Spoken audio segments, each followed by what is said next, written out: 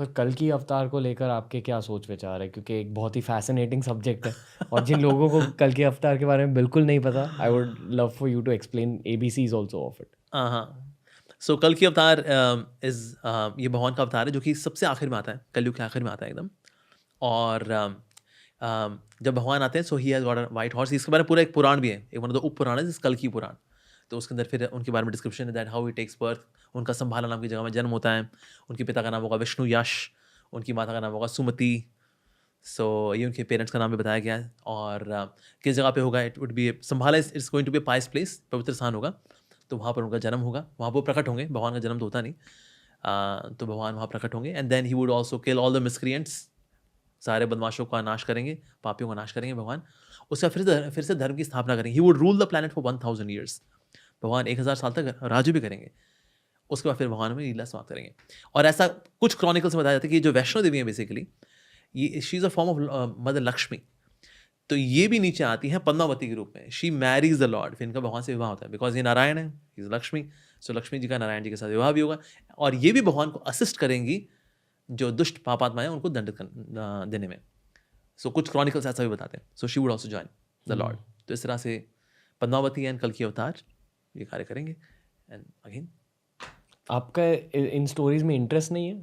बिल्कुल आप इंटरेस्ट है? हाँ बिल्कुल, that's why I know them. पर इस पूरे सब्जेक्ट में, इस पूरे स्पिरिचुअलिटी के सब्जेक्ट में, धर्म के सब्जेक्ट में सबसे ज़्यादा इंटरेस्ट आप किस पार्ट में रखते हो? एक्चुअली वैसे भगवान श्री कृष्ण की जो नाम रूप गुण लीलाएं they are very very wonderful. तो मैं ये भी जानना चाहूँगा, क्योंकि पिछले पॉडकास्ट में आपने अपने चाइल्डहुड के बारे में बताया और आपने ये भी कहा कि पहले आप शिव भक्त हुए करते थे, हाँ फिर कुछ ऐसे शिफ्ट हुआ आपकी हाँ लाइफ में, या तो मैं वो शिफ्ट के बारे में भी जानना चाहूँगा। अच्छा ओके। तो ऑफकोर्स मैं शिव जी को आज ही बहुत पसंद करता हूँ। लेकिन शिव जी को मैं आज अपने गुरु के रूप में देखता हूँ।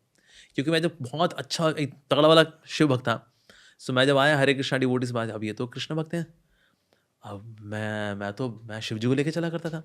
बट देन द स्क्रिप्चुरली इन्होंने शास्त्रों के पे आधार पर उन्होंने प्रूव किया कि इस तरह शिव जी जो है भगवान कृष्ण के गुणावतार है। जैसे सत्वगुण रजोगुण तमोगुण होता है। सो सत्वगुण के इंचार्ज हैं विष्णु जी, रजोगुण के ब्रह्मा जी, शिव जी जो है तमोगुण। ही इज नॉट इन तमोगुण, ही इज एचओडी ऑफ तमोगुण। सो इस तरह से अब ये तो शास्त्रिकली they were going on. So in this way I made a transition. I even pray to lord Shiva, I wept. मैं रोया भगवान शिव जी के आगे। मैं कहा शिव जी ऐसा क्यों हो रहा है? मैं आपके प्रति लॉयल रहना चाहता हूँ, मैं आपके प्रति वफादार रहना चाहता हूँ। मैंने बचपन से आपकी भक्ति की है। शिव जी प्लीज़, शिव जी मेरी मदद करिए। मुझे कृष्ण अपनी ओर आकर्षित कर रहे हैं। मैं कृष्ण की ओर नहीं जाना चाहता, मैं सिर्फ आपके पास रहना चाहता हूँ। शिव जी ने मेरी एक नहीं सुनी। He still let me go towards Krishna. So I see कि एक्चुअली शिव जी जो है ही इज़ माई गुरु। क्योंकि जो भगवान हरि से मिला है वो गुरु होते हैं। सो शिव जी को आज मैं अपने गुरु के रूप में देखता हूँ ऐसा। सो शिव जी से आज भी प्यार करता हूँ। But today my love is not on sentimental platform. आज वो आध्यात्मिक है because I see him as my spiritual teacher who gave me grace, who gave me Hari.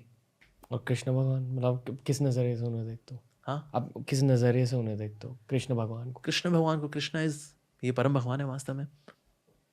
That he is the supreme Lord. उसके बाद उनके इनकारनेशंस भी हैं, उनके अवतार भी हैं, नो डाउट। देवी देवता भी आते हैं वैदिक कल्चर के अंदर ऑफ कोर्स।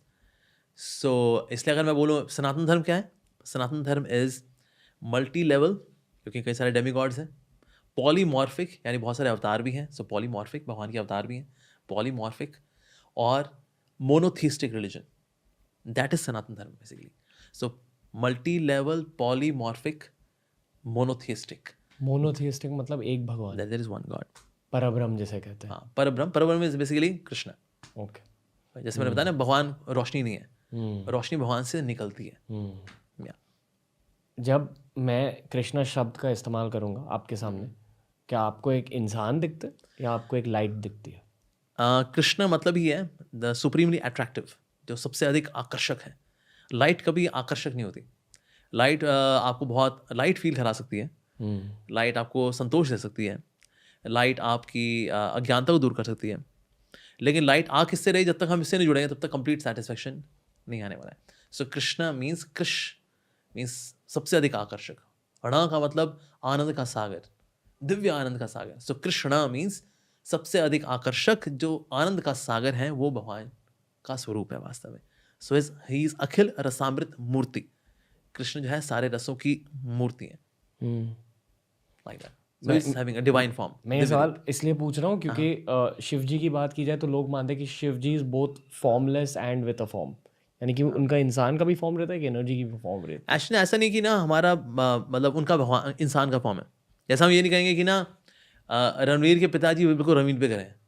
हम भी कहते हैं रणवीर अपने पिताजी भी क्या है. हम कभी उल्टा नहीं बोलते ना कि ना पिताजी बिल्कुल रणवीर पे गए. ऐसा कैसे हो जाएगा. इसलिए कुछ लोग ऐसा मानते हैं कि ना हम वी इमेजिन कि ना गॉड की फॉर्म इंसान वाली है. इसको बोलते हैं एंथ्रोपोमॉर्फिज्म.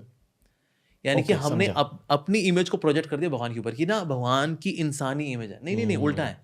हमारी भगवान जैसी इमेज है. God is having originally that form. उनसे फिर ये वाली फॉर्म आई है. इसके लिए फिर स्क्रिप्चर्स में आता है that when God created all these different forms.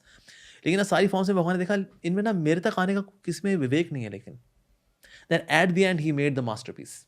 फिर भगवान ने अपने जैसी दिखने वाली एक फॉर्म बनाई and that is the human form. उसमें भगवान ने इंटेलिजेंस दी, विवेक भी दिया उसके अंदर, उसमें रैशनैलिटी दी, ये सब दिया so that they can use that particular form में soul. You can use all of this कि हम भगवान के फिर नज़दीक आ सकें. सो ऐसा नहीं कि भगवान का इंसानी रूप है, नहीं, हमारा भगवान का इमिटेशन वाला रूप है.